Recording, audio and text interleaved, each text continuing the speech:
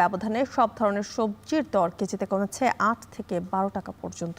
এ বিষয়ে আরও জানাতে শহরের সুলতান মাহমুদ পৌর হকার্স মার্কেট থেকে যুক্ত হচ্ছেন সোলাইমান ডালিম। ডালিম, কোন সবজি কি দরে বিক্রি হচ্ছে আর এই সবজির দর কমায় ক্রেতা বিক্রেতারাই বা কি বলছেন?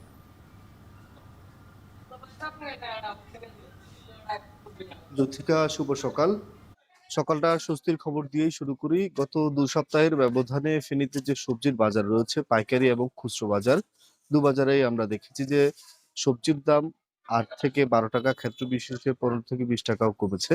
আমরা দেখেছি যে সব ধরনের সবজি অ্যা অ্যা যে দাম কমা, সেটির কারণে কিন্তু সাধারণ যারা ভোক্তা রয়েছেন তাদের মধ্যে এক ধরনের যে স্বস্তি বিরাজ করছে।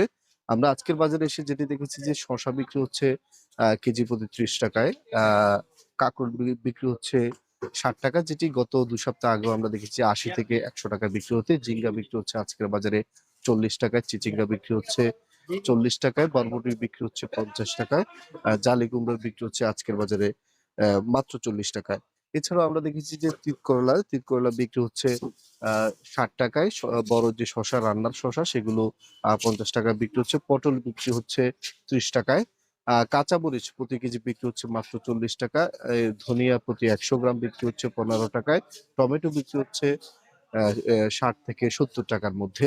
এছাড়াও আলু বিক্রি হচ্ছে ২৫ টাকায়, পেঁপে বিক্রি হচ্ছে ২৫ থেকে ৩০ টাকার মধ্যে, জালি কুমড়ো প্রতি কেজি বিক্রি হচ্ছে ৩০ থেকে ৪০ টাকার মধ্যে, লাউ প্রতি পিস ৩০ থেকে ৪০ টাকার মধ্যে বিক্রি হচ্ছে, মিষ্টি কুমড়ো ৩০ থেকে ৩৫ টাকার মধ্যে বিক্রি হচ্ছে।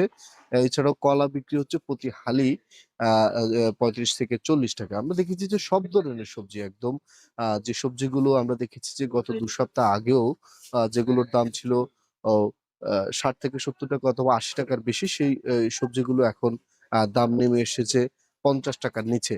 এই যে সবজির যে দাম কমা, সেটির কারণে কিন্তু সাধারণ যারা ভোক্তা রয়েছে তাদের মধ্যে এক ধরনের স্বস্তি বিরাজ করছে। আমরা কথা বলেছি যারা বিক্রেতা তাদের সাথে, তারা বলছেন যে পরিমিত বৃষ্টি হওয়ার কারণে সবজির যে উৎপাদন কেন্দ্রগুলো রয়েছে, বিশেষ করে উত্তরাঞ্চল, চট্টগ্রামের সীতাকুণ্ড, যেসব অঞ্চল থেকে ফেনীতে সবজি আসে, সেসব অঞ্চলে সবজির উৎপাদন বেশি হয়েছে, যার কারণে দাম কিছুটা কম বলে তারা আমাদেরকে জানিয়েছেন। অপরদিকে ক্রেতাদের সাথেও আমরা কথা বলছি। ক্রেতারা বলছেন যে সবজির যে দাম, সেটি অনেকটাই স্বস্তিদায়ক। এই আ এই এই এ দামে যদি চলতে থাকে, তাহলে আ আ বাজারে এসে যে নাভিশ্বাস হয় সাধারণ ভোক্তাদের, সেটি অনেকটাই কমে আসবে বলে তারা আমাদেরকে জানিয়েছেন।